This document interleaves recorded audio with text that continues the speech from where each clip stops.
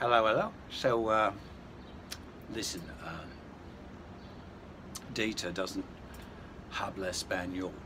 So, what I'm going to do is talk with this voice, because I feel like it. And I'm going to talk about the much neglected, I think, Spanish or classical guitar. It was around a lot longer before the steel string, which is more early modern American invention. Much credit to C.F. Martin for that. Thank you, C.F.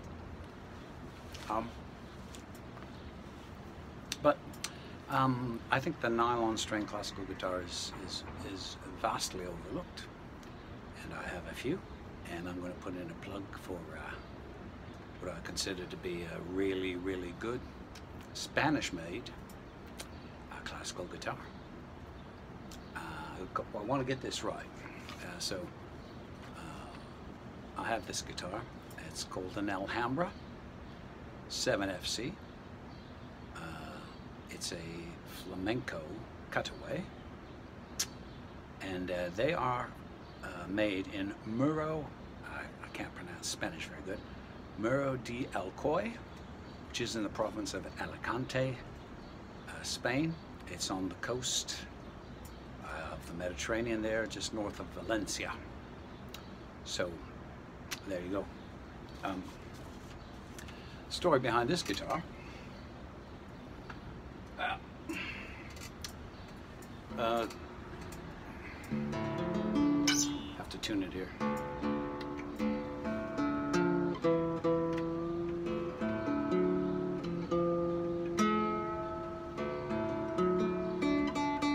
Nylon string guitars are very susceptible to going out of tune, especially with the humidity and stuff. It's not a knock on the quality of them. That's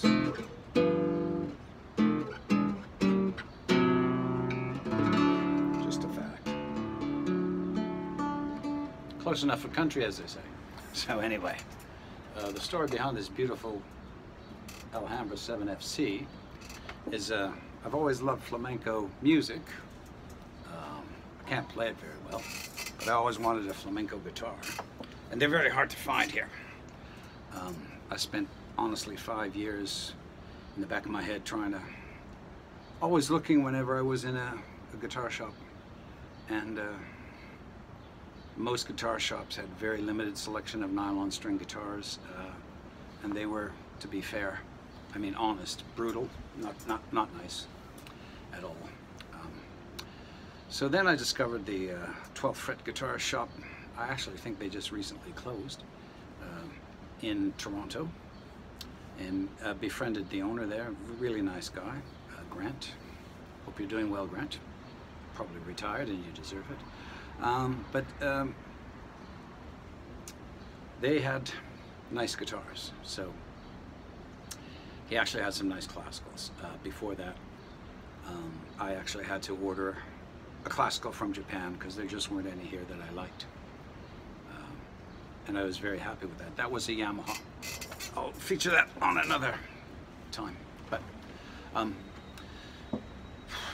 traditionally, a flamenco guitar, if you can see this nice yellow wood, beautiful, eh?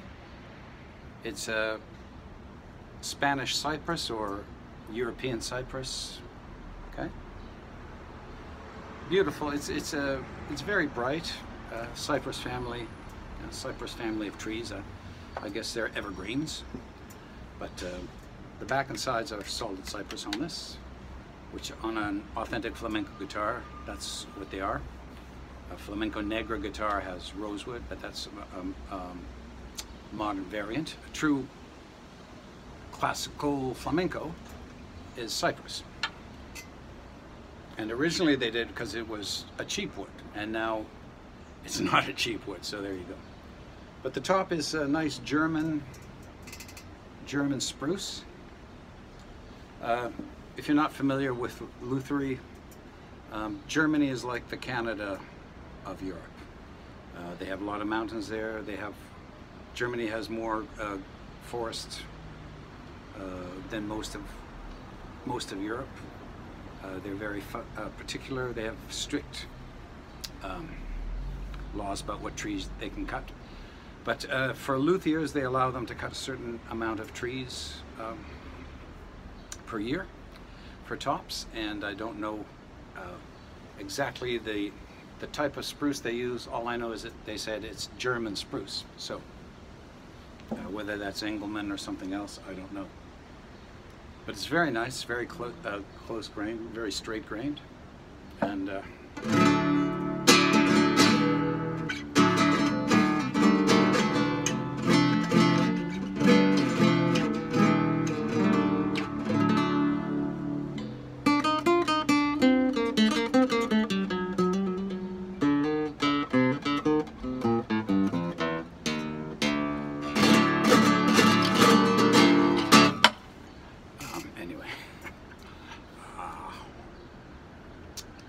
love it. They're overlooked. Classical guitar is 2 inches wide at the nut. This has a beautiful ebony fretboard, and it's got a I think they call it a Spanish mahogany neck, but it's probably from South America, and it has a nice ebony inlay in the back to stiffen. These don't have truss rods. Nylon string guitars don't have as much tension as a steel string guitar. It's got a nice rosewood bridge, and of course nylon strings you tie here. Of course the John Pierce armrest. This came with a nice pickup system, professional Fishman system, and yeah, I just wanted to show you this, and I've got its should I say sister or brother, which is a 7P, I think. It's not an F, and it's a cutaway with a rosewood back and sides, and I'll show you that some other time, as well as my Yamaha classical. Spanish classical guitars, they usually have really nice rosettes, and every maker, this is like their signature, more than the headstock. Okay. So like I said, after 5 years, I finally found a place that had a good one. They had 2 of these. This was actually the floor model, had been hanging for about a year. Had a few scratches in it, but I didn't care because they were just surface scratches, and they offered me the other one, which I looked at, which had no marks at all. But because this one had been played in, so it sounded better, so I took this one, and they buffed out the scratches for me anyway.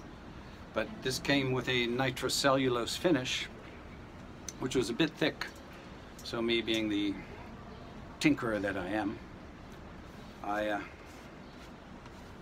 took a cabinet scraper. You can see I didn't ding it up, and I just scraped about 3/4 of the finish off. Didn't scrape it right down to the bare wood, but it was thick, like too thick, because it's hard to get a nitrocellulose finish to be glossy and thin.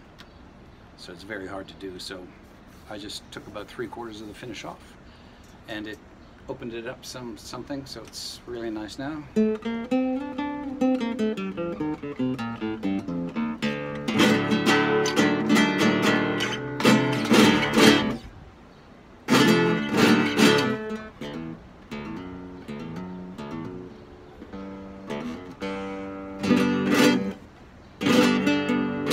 It's called a Rasgredo.